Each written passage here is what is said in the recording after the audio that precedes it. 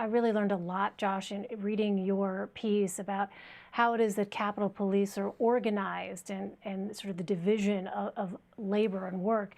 Beyond the problems with passing along and acting on intelligence, you also found that there were issues with equipment and coordination, really sort of basic issues that go back well before January. Tell us what you found.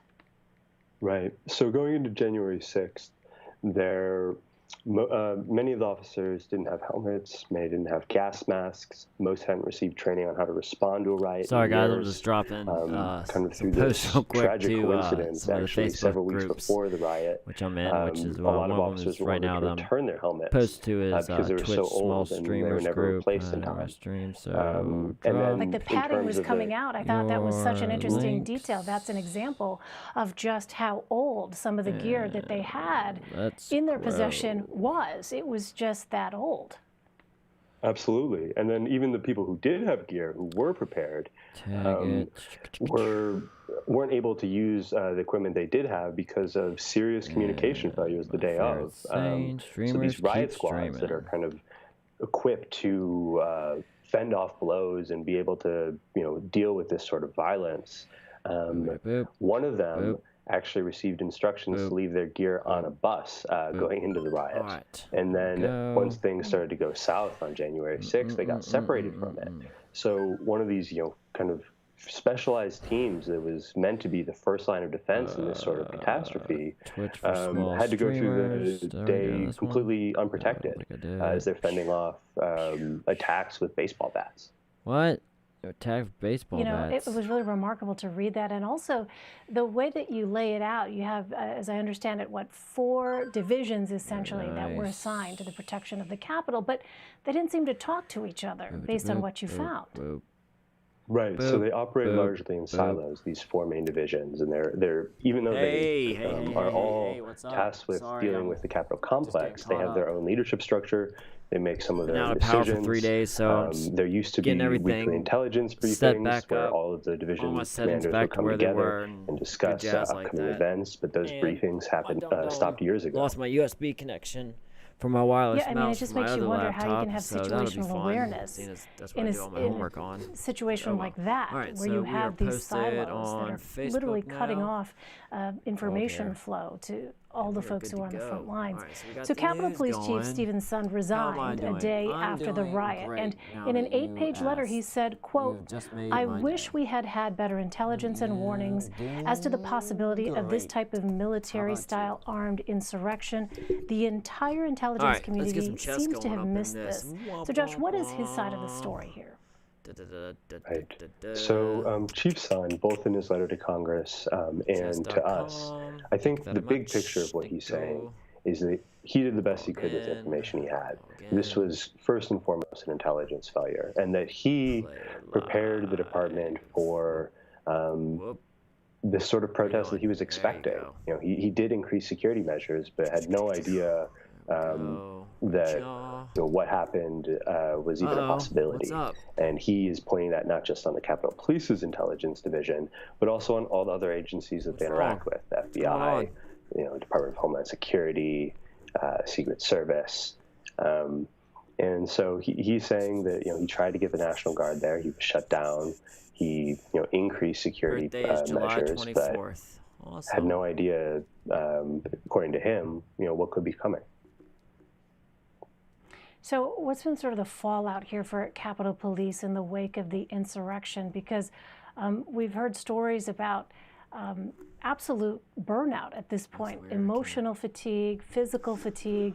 The hours that they are continuing to work in the wake of this really have just not lent themselves to healing or reflecting or kind of recovering from what was essentially a battle, a pitched battle that you describe in your piece. What's been the fallout for Capitol Police? When you have a dog, it becomes like part of your family. Like, I can imagine if my German Shepherd, I have an all-white German Shepherd. I couldn't imagine what I would do. So about 70 Capitol Police officers were injured that day. One officer, Brian Sicknick, passed away the day afterwards. And they're dealing with a lot of trauma with what they saw, what they went through, and feel like they were let down by the people who are in charge of making sure the Capitol is safe. And from what we've heard, quite a few of them are considering retirement or looking for new jobs. That's terrible. They just don't really feel confidence right now that the people above them are going to do what it takes to protect them and bring them home safe at the end of the day. Everybody already does. Always does. Well, it's clearly an eye-opening, sobering report. Really important reporting for people to understand, as I said, the dimensions of what exactly took place in addition to that video that we saw. ProPublica's Josh Kaplan. Josh, thank you very much for your time. Thanks so much for having me on. What are they doing? A social networking app used to help plan the Capitol riot has relaunched following suspensions from most online platforms. Parler has been offline for about a month. It says it's now using a new web hosting service after Amazon dropped it from theirs. Apple and Google have also removed it from app stores. On Monday, the company announced its site was up and running and claimed to have over 20 million users. Mark Meckler, a co-founder of the right-wing political organization, the Tea Party Patriots, has also been hired as interim CEO of the company. The Republican Party of North Carolina is expected to vote tonight on whether or not to censure Senator Richard Burr. He's one of the 7 Republicans who voted in favor of convicting former President Trump during the impeachment trial this weekend. Burr originally voted against the trial's constitutionality, but then said he felt Mr. Trump, quote, bears responsibility for what happened on January 6th. Burr previously announced he will not seek re-election in 2022. Meanwhile, Americans' support for a third political party has reached a high point. According to Gallup, 62% of U.S. adults say the current two-party system does, quote, such a poor job representing the American people that a third major party is needed. Normally, independents are more likely to favor a third party, but the survey found Republicans are nearly as likely to hold the view.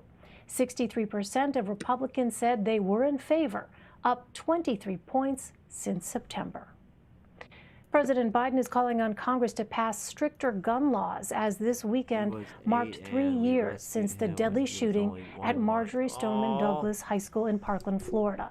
In a White House statement, Mr. Biden said he'd like to see background checks required on all gun sales, a ban on assault weapons and high-capacity magazines, and legal immunity for gun manufacturers eliminated.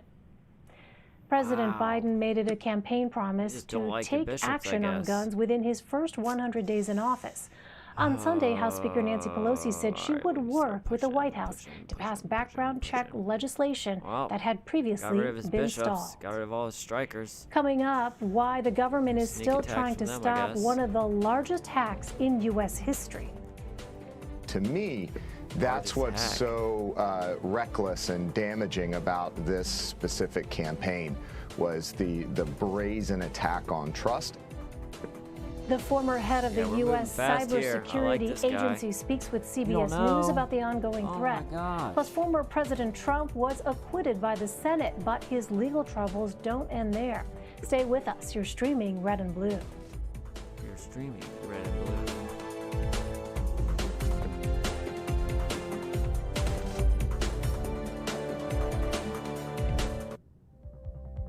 Most Monday ever.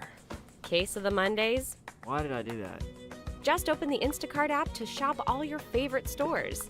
Get groceries, comfort foods, and household items delivered in as little as 2 hours. I'll get it.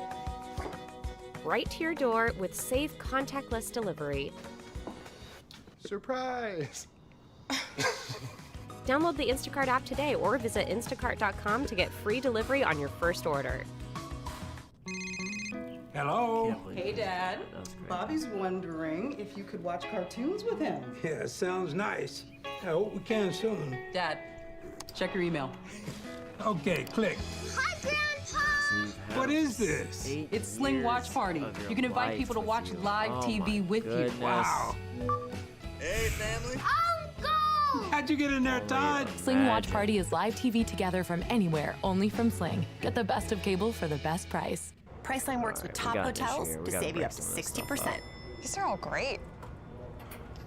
And when you get a big deal, you feel like a big deal. Priceline. Every trip is a big deal. For veteran families, when it comes to finding and buying your dream home, we'll be there to make it happen. We'll be there when you want better rates too, or to get money for retirement. We'll be there because we work only with veteran families like yours to help you get the most life out of a home for the life of your family. He moves his pawn. From I New can't Day take USA, it with my, welcome home. I'll just have to wait. Grubhub Perks give you deals on all the food that makes your boogie.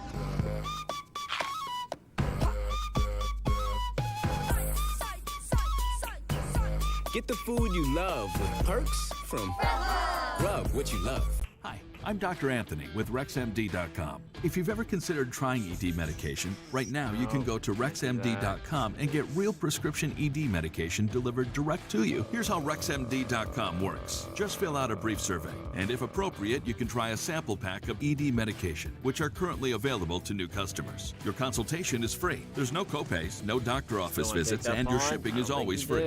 Sample pack prescriptions of ED medication are now available at RexMD.com. Nope. Not gonna do it, are you?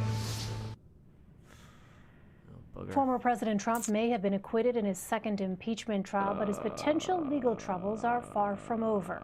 Mr. Trump has been stripped of certain protections now that he's returned to private life. That means the nation's courts could hold him accountable for his role in the Capitol riot. But there are a number of other potential charges beyond what the impeachment trial was centered on. A Georgia district attorney is investigating whether Mr. Trump broke election laws. And prosecutors in New York State have been looking into the Trump Organization for over a year for alleged financial crimes. CBS News legal contributor Jessica Levinson joins me now from Los Angeles.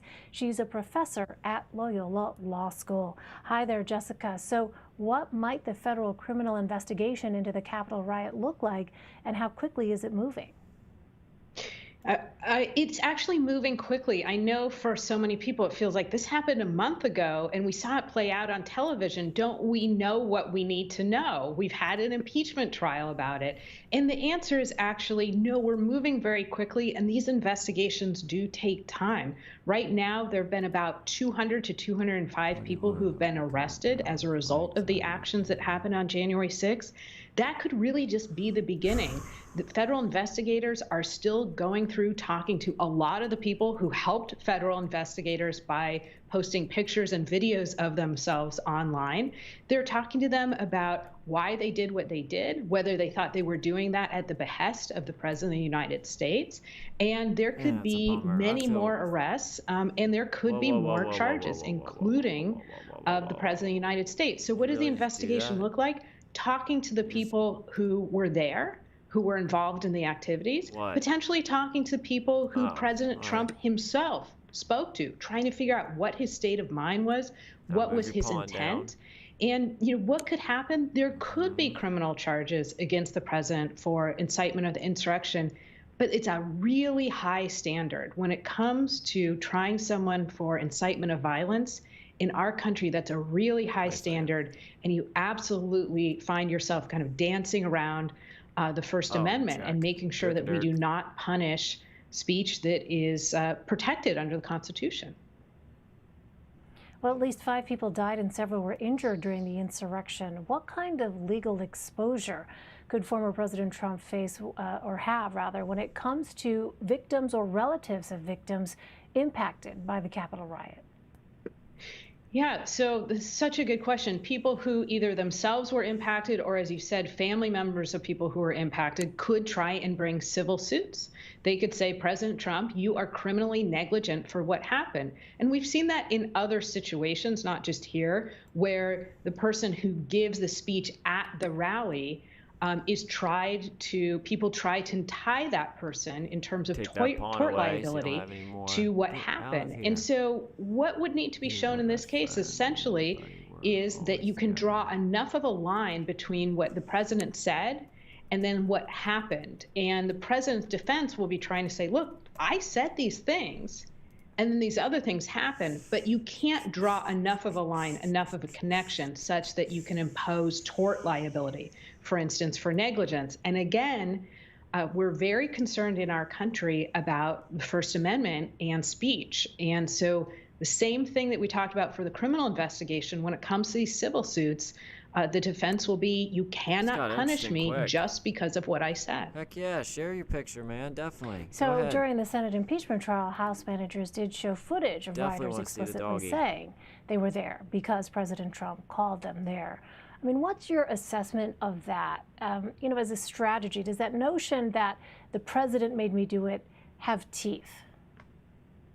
Yes, I actually think that's very important evidence, and we will now look to that when it comes to the criminal investigation that we were talking about, because it helps to establish one of the things we have to show, which is that the president actually wanted to, intended to incite an insurrection, and that the speech was likely to lead to that insurrection. So without being able to go into the president's mind, what we do is we try and talk to other people, try and get the evidence, the factors that would indicate what the president was thinking at that time, because only then, only at that moment, is it fair to punish the president for what he said.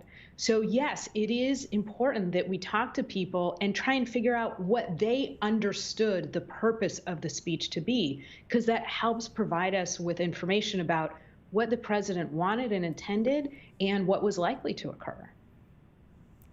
So that being said, what constitutional protections, Jessica, are afforded a U.S. president after they left office?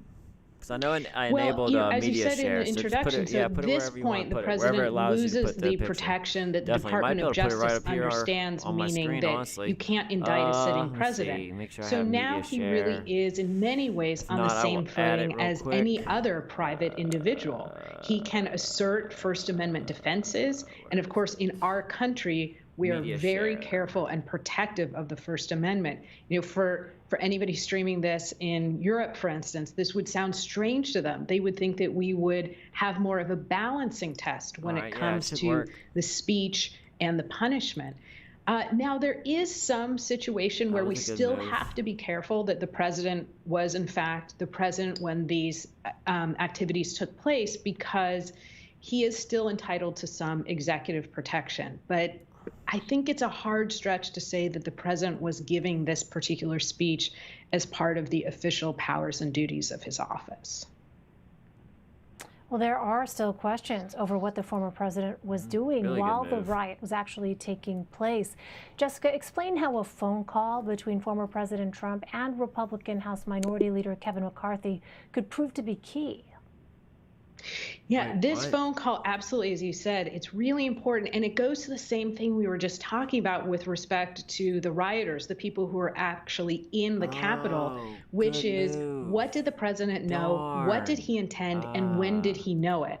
So in this case, that phone conversation between Congressman Kevin McCarthy and the president, it could go to, one, what the president knew was happening. Somebody told him, we are in trouble here, Mr. President. We are in danger. You need to call this off. You need to tell your supporters to stop this. So because there was some discussion in the impeachment about when the president knew that things turned violent. It also, again, goes to the president's state of mind, because the reporting is that the president said, well, Kevin, I guess those people are a lot more concerned about the outcome of the election than you are. That would go to whether or not the president thinks that this is potentially acceptable behavior, whether he wanted this behavior. Again, we're trying to kind of look at all these other things, these conversations, what people understood from what the president said, and therefore kind of jump into the president's mind and say, what would be fair for a jury to determine the president intended when he made that speech, and frankly, in the days leading up to that speech and the months leading up to that speech, situating the whole thing in context, again, to determine, is it fair to impose either criminal or civil liability here? Finally, Jessica, we mentioned Mr. Trump is facing 2 separate cases in Georgia and New York. How could those cases impact whether or not federal prosecutors working on the Capitol riot decide to bring charges? Well, they could impact it in the sense that there might be some discussion of timing and what type of timing would be appropriate if there are, in fact, indictments. If you would allow me, I think that those investigations are much more likely to lead to an indictment than anything that happened as a result of January 6th. If you look at what happened in New York, the investigation, there's an 18-month investigation there dealing with essentially potential financial crimes, payments for hush money payments that were maybe made on behalf of the president. And then in Georgia, looking at the phone call between the president and the Secretary of State, essentially trying to figure out if the president tried to commit election fraud. I think those investigations are more likely to bear fruit. Or if you look at a federal investigation and try and figure out which federal investigation is more likely to lead to an indictment, I actually think it's the information coming out of the Mueller report dealing with obstruction of justice, or the information coming from President Trump's personal attorney testimony dealing with campaign finance violations. Everything involving the insurrection, there's a lot of legal landmines there. It doesn't mean it's an unwinnable case. It means they're really hard cases to bring. Yeah, try it now. See if it works now. All right, Jessica Levinson. Jessica, always great to have you. Thank you very much. Thank you. Whoops, my bad. U.S. intelligence agencies are still trying to stop one of the most sophisticated cybersecurity breaches in American history, an estimated year after it began. What's been called the SolarWinds hack sent malware to nearly 18,000 private and government computer networks. Russia is largely believed to be behind the attack. The Kremlin denies any involvement. Chris Krebs, the former director of cybersecurity and infrastructure security agency, spoke with CBS this morning about what it means for Americans. Your viewers have a different set of threats they need to be concerned about, and that is from cyber criminals that would seek to steal their financial information, get into their bank accounts and things like that. But this specific campaign is much more focused on gathering intelligence from the federal government. Krebs says the Biden administration is considering an executive order to ramp up investment in cybersecurity efforts to help prevent this from happening again. Thousands of anti-coup protesters filled the streets of the largest city in Myanmar, the country formerly known as Burma, on Monday. They surrounded the National League for Democracy. That is crazy. They surrounded the National League for Democracy. That's the party of the nation's imprisoned civilian leader. Heavily armed military officials were seen guarding the building. Armored cars and riot police have been deployed in response to protests after the military took control of the government on February 1st. Establishing a secure connection. The World Trade Organization appointed the first ever woman and first African to lead the global trade body Monday. It's weird. Ngozi Okonjo-Iweala will serve as Director General. President Biden endorsed the former Nigerian finance minister's candidacy earlier this month. As a teenager, she witnessed the Nigerian Civil War before coming to the U.S. to study development economics at Harvard and MIT. She's set to start her new position March 1st. Check. Well, that does it for today. You can stream Red and Blue Monday to Thursday at 5 p.m. Eastern. A reminder, if you want to watch previous episodes of the program, you can see them anytime on the CBS News website. Just head to cbsnews.com/redandblue. Not even get my Bishop out, more damage. We know you've got your hands full at home. I'm building a spaceship. So Instacart is here to help make grocery shopping a little easier. I'm really Choose which store to shop from, that's what items you need, and how you want them. And a shopper will safely deliver them contact-free in as fast as 2 hours. But at least you know you still have his because puppies. Between teaching, cooking, and parenting, you could use one less job to do. Go to Instacart.com or download the app to get free delivery on your first order using the code ORDER-TODAY. Hello? Hey, Dad. Bobby's wondering if you could watch cartoons with him. Yeah, sounds nice. I hope we can soon. Dad, check your email. Okay, click. Hi, Grandpa! What is Hi, this? Grandpa. It's Sling Watch Party. You can invite people to watch live TV with you. Wow.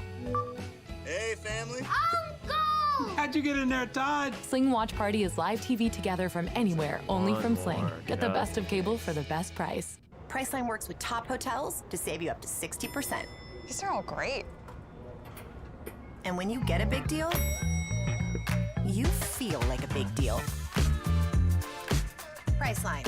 Every trip is a big deal. Game. And if we win, we get to tell you how Liberty Mutual customizes car insurance, so you only pay for what you need. Isn't that what you just did? Service! Stand back, I'm gonna show ya how Doug and Lima roll ya. You know you gotta live it if you wanna win. Yeah, you better run. Run, rabbit, run. Lamberty. When's the last time you went back to Appalachia? It's been years. A lot of old ghosts. The monsters among us aren't aberrations. They're a reflection of who we are. This agent needs to be out of rotation until she can heal from PTSD of the most egregious kind.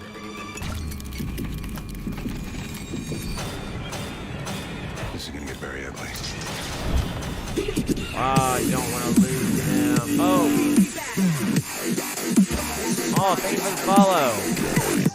Everything you've been looking I bet for. you do. Live sports, I totally understand. I remember when I lost my first dog. His name was AJ. He was also another German Shepherd. He wasn't all white. He was black like him, man. Plus, Cried for days. streaming March 4th.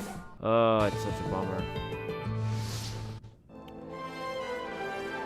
Oh, I don't want to lose my bishop. I don't really have a choice in the matter, though. Boom. Hi, everyone. I'm Elaine Quijano. It's good to be with you. Thanks for joining us. Washington is moving forward after the Senate acquitted former President Trump during his second impeachment trial this weekend. All right, I'll be up in a second. 57 senators, including 7 Republicans, voted to convict him on the charge of incitement of insurrection for the January 6th attack on the U.S. Capitol. That's a larger margin than the first Trump impeachment trial and the most bipartisan in U.S. history. Yet it was votes shy of the 2/3 threshold for conviction set by the Constitution. Those 7 Republicans who voted to convict are now facing political pressure back in their home states. We'll have more on that later this hour. The practical impact of the trial, beyond potential precedent for future impeachments, is that former President Trump is free to run for office again in the future. In response to the result, Mr. Trump's office put out a statement saying, quote, "Our historic, patriotic, and beautiful has only just begun." He added there would be more to share in the months ahead. Meanwhile, President Biden is back at the White House tonight after a weekend with his family at Camp David. The administration made it clear he would not be commenting on the trial. But afterwards, the White House issued a statement calling the Capitol insurrection and its fallout a, quote, sad chapter in our history. They also pointed to the words of Senate Minority Leader Mitch McConnell, who criticized Mr. Trump despite voting in his favor. Former President Trump's actions preceded the riot for a disgraceful dereliction of duty. There's no question, none. All right. That President Trump is practically and morally responsible. You're not going to touch that pawn. For provoking the events of the day. No question about it. Yeah, Boogie. Nicole Killian and Zeke Miller join me now. Nicole is a CBS News congressional correspondent, and Zeke is a CBSN political contributor and White House reporter for but you weren't the expecting me to do Associated Press. that, Welcome were to ya? you both. Nicole, Senator McConnell voted really to good acquit, match. arguing Mr. Trump's departure from office made the process unconstitutional. Have any Republicans defended the former president's actions and rhetoric around the Capitol attack in any way? Well, certainly the majority of Republicans believe what happened here at the Capitol was wrong, and most of them have embraced that constitutional argument from the standpoint of feeling that because the former president was no longer in office, that simply, you couldn't prosecute the trial going forward. And so in some cases, some people feel that consequently, the former president got off with a technicality, but you have a number of Republicans who still feel that, like Senator McConnell, the former president could be held accountable in other ways, perhaps through the judicial system, although some Republicans that I've talked to, for instance, like Marco Rubio, won't go so far as to say if they feel that that should in fact happen. In fact, Rubio said, well, that would be up to a grand jury, so not necessarily answering the question directly, but at the end of the day, again, most Republicans really did come down on the side of process, and that's why you saw the vote play out as it did. Well, Zeke, in an interview this weekend, Senator McConnell expressed an intent to move his party past the Trump era. What sort of pushback does he or do other Republicans face when it comes to supporting the former president? It's really the realities of the dynamics within the Republican Party, what we saw play out in 2015 and 2016. Donald Trump, in those primaries, we all remember, never really broke 50%. But he won the plurality of the votes as the rest of the Republican Party was fractured. And that was enough to give him the Republican nomination and send him to the White House and give him command and control over the Republican Party. He still has that.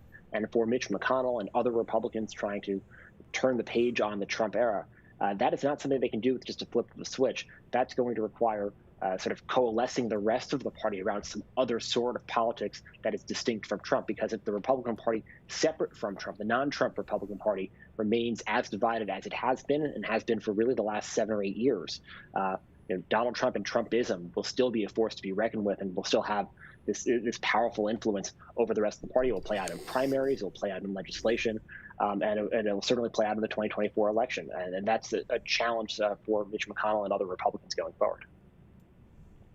Zeke, I want to take a step back for a moment, because on Saturday, we saw House impeachment managers ask senators for the ability to call witnesses, only to decide not to after getting approval. Now, one of those people being discussed as a potential witness was House Minority Leader Kevin McCarthy. He spoke with Mr. Trump by phone on the day of the attack. Zeke, what was that conversation about, and what more do we know about then President Trump's actions on January 6th? Now, we know that was a heated conversation. We've heard that from Republican lawmakers. We've heard that directly from Kevin McCarthy. He documented it in contemporaneous notes and interviews that they subsequently gave. It is a little bit of hearsay. We've not heard from President Trump's side of the story. And we really haven't heard a whole lot from Kevin McCarthy about his side of the story. But certainly McCarthy was talking to other lawmakers, around other lawmakers when that call was happening. He was calling the president to ask for help, asking for help to more forcefully condemn the insurrection, the rioters who were at the Capitol, and the president was resistant, and it got fairly heated. This became the substance of some negotiation on Saturday morning and into the early afternoon over whether or not McCarthy and other witnesses should be called. Ultimately, the compromise was reached, that sort of the recognition that calling witnesses was probably not going to change any minds, and it would prolong the trial, potentially getting into the bumping into the Biden legislative agenda, but they were able to enter into the record one lawmaker's account of that conversation, just for posterity's sake at the end of the day. Well, Nicole, lawmakers, meantime, are pushing forward with a commission to investigate the attack more fully.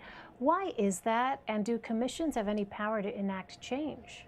Well, late today, we saw House Speaker Nancy Pelosi announce the establishment of this commission in a letter to Democratic House lawmakers, and she said that this panel should be independent, it should be an outside commission, and it should be one that looks into the causes of the January 6th Capitol attack, as well as some of the issues surrounding U.S. Capitol Police and federal and local law enforcement when it comes to the issue of preparedness and their response. Additionally, she also called for additional funding for member security and safety, as well as security for the Capitol. And, as far as what power a commission like this could have, I mean, certainly the 9/11 Commission was one that did have a lot of influence, was able to subpoena and really dive deep and investigate. And I think at this point, that's what lawmakers want to do. Obviously, the Speaker just making this known in a letter to colleagues, but we certainly expect and hope that we will get more information as the process progresses about who potentially could make up this panel, what type of jurisdiction or investigative powers they'll ultimately get.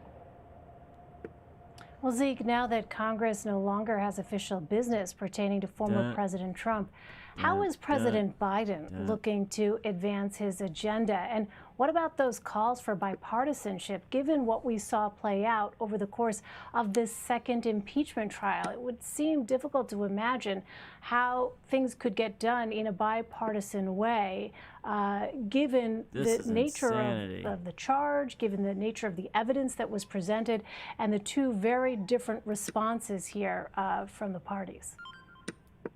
No, I think for President Biden, who has tried throughout the course of this trial to sort of remain above it and separate from that process and say this is, was up to Capitol Hill, he was focused on COVID relief and his American Rescue Plan. That really now returns to the top of his agenda. We're going to see him traveling a couple of times this week trying to promote it. But it also is going to return to the top of the agenda